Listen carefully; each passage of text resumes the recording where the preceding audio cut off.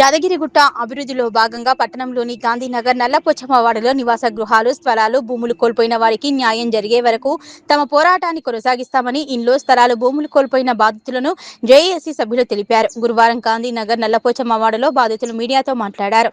యాదగిరిగుట్ట కొండ చుట్టూ ring road నిర్మాణంలో భాగంగా గాంధీనగర్ గోశాల గేటు నుంచి మసీదు వరకు రోడ్డుకు ఎడమవైపున ఉన్న నివాస గృహాలు వ్యాపార సముదాయాలు మడిగలు గత ప్రభుత్వం తమ నుండి తీసుకుందని వారు తెలిపారు. ఇందుకు బదులుగా 329 సర్వే నంబర్లో నెమలి వెంచర్లో ప్లాట్లు కేటాయించినప్పటికీ కోర్టు కేసుల వల్ల వాటిని తమకు స్వాధీనం చేయలేదన్నారు.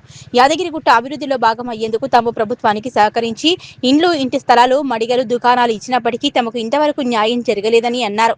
ఇంటికి ఇల్లు దుకాణానికి దుకాణం కేటాయిస్తామని గత ప్రభుత్వం చెప్పినట్టుగా అమలు చేయలేదన్నారు.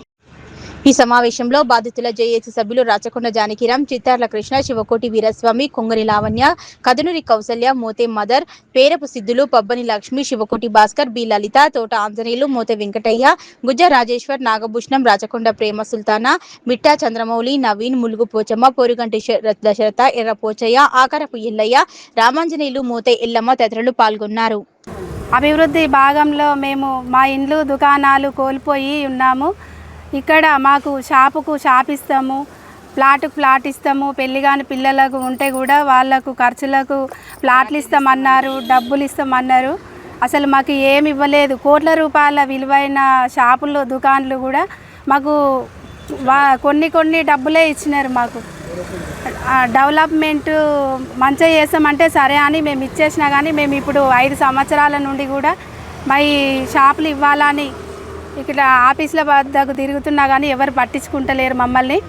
మరి మా షాపులు మా ప్లాట్లు మాత్రం మాకు ఇవ్వాలి, లేదంటే మేము ధర్నాకైనా సిద్ధం చేసి మేము ఇచ్చేదాకా వెంట పడుతూనే ఉంటాము. దయచేసి మీరు ఏమనుకోకుండా మాకు ఇస్తే మీకు ధన్యవాదాలని.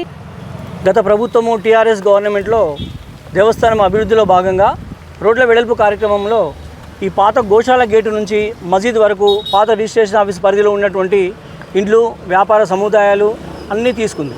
కోట్ల రూపాయలు విలువేసేటువంటి మా ఆస్తులను లక్షల రూపాయలు మాత్రమే కట్టించింది. అక్కడికైనా మేము ఓర్చుకొని ప్రభుత్వానికి అప్పచెప్పినాం. అభివృద్ధిలో మా వంతు కూడా భాగస్వామ్యం అవుతామనేటువంటి మంచి ఆశతో అప్పచెప్పినాం. కానీ ప్రభుత్వం ఏం చేసింది, మాకు త్వరలోనే ఇల్లు కోల్పోయిన వాళ్ళకి ఇల్లు ఇస్తామని, షాపు కోల్పోయిన వాళ్ళకి షాపులు ఇస్తామని, మీకు సరైన నష్టపరిహారం కాకుండా మీకు అన్ని విధాలుగా దేవస్థానంలో కూడా మీకు ఉద్యోగ భద్రతలు కల్పిస్తామని, ఉపాధి హామీలు కల్పిస్తామని, మీకు అన్ని రకాలుగా మీకు మేలు చేస్తామని ఈ కోల్పోయిన వాళ్ళందరికీ హామీ ఇచ్చింది. గత ముఖ్యమంత్రి గారు హామీ ఇచ్చారు. అదే ఆశతోటి ఇచ్చి 2021 నుంచి మేము ప్రభుత్వం చుట్టూ, గవర్నమెంట్ ఆఫీసుల చుట్టూ, ఎంఆర్ఓ చుట్టూ, ఆర్డీఓ చుట్టూ, కలెక్టర్ ఆఫీస్ చుట్టూ తిరుగుతూ ఉన్నాం. మసీదు వరకు ఇల్లు కోల్పోయిన వాళ్ళకు, షాపులు కోల్పోయిన వాళ్ళని బాధితులు మాట్లాడుతున్నాను.